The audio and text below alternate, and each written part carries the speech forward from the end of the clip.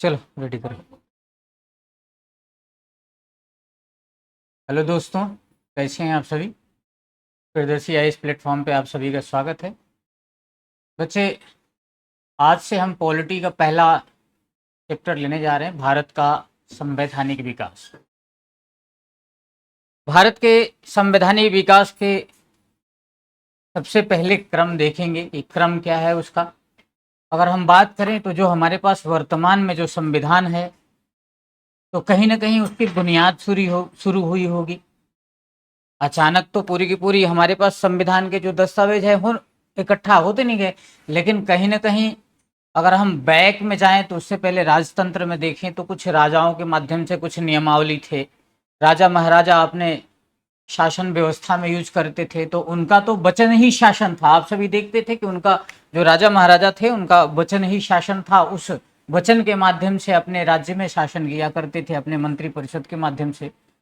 लेकिन जैसे जैसे समय गुजरा, भारत में ब्रिटिश ईस्ट इंडिया का आगमन हुआ, तो न्यू जो है बुनियाद भारतीय संविधान की अगर माना जाए तो ब्रिटिश ईस्ट इंडिया कंपनी के द्वारा रखी गई।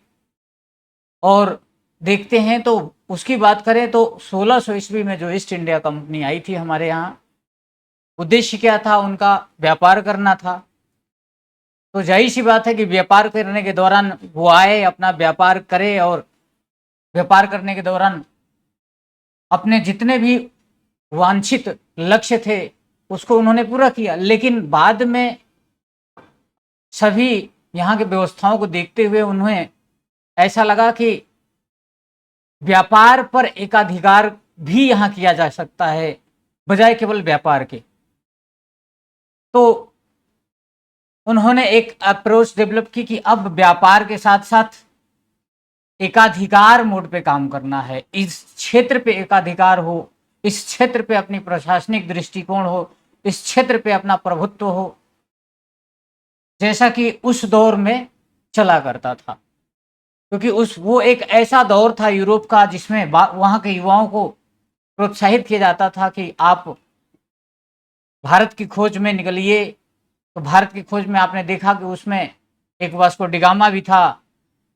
इसके साथ कई नाविक सैनिक के माध्यम से लोग आया जाया करते थे और व्यापार की गतिविधियों से माध्यम से किए। लेकिन भारत में जो लोग आए कालीकट के तट पे, इसके बाद व्यापार का एक अधिकार किया। इसके बाद देखें तो कहीं ना कहीं 150 सालों तक अंग्रेजों का शासन रहा था। उस शासन व्यवस्था में मूल जो सूत्रधार था उनकी नियमावली थी, उनके नियम थे। उन्होंने ऐसे ऐसे नियम बनाए, उन नियमों के माध्यम से उन्होंने शासन व्यवस्था की नींव रखी, और वही नियमावली वर्तमान में भारतीय संविधान का मूल आधार बना था। हालांकि ये अलग बात है कि जो भारतीय संविधान विद थे, भारत के लोग थे, अपने संविधान में विश्व के 60 देशों का अलग अलग उनके विशेषताएं भी भारतीय संविधान में उन्होंने इसमें ऐड ऑन किया। लेकिन जो मूल आधार अगर कहें तो जो भारतीय राजतंत्र में दस्तावेज था वो तो था ही था हमारे पास। लेकिन मूल आधार 1935 भारतीय संविधान का बनता है, और उसी पे आगे अधिकांशतः भारतीय संविधान में अगर देखा जाए तो 1935 के अनुच्छेद को लिया गया है, और उसी में आगे जितना भारत के लोग अपनी स्वशासन की दृष्टि से जितना अच्छे से कर सकते थे उन्होंने किया। तो बच्चे बात करें कि भारतीय संविधान, ये तो रुक गया है।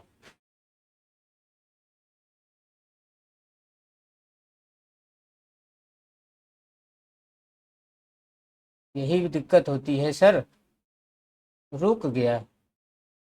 तो फिर तो यहाँ कैमरा रुका है ना।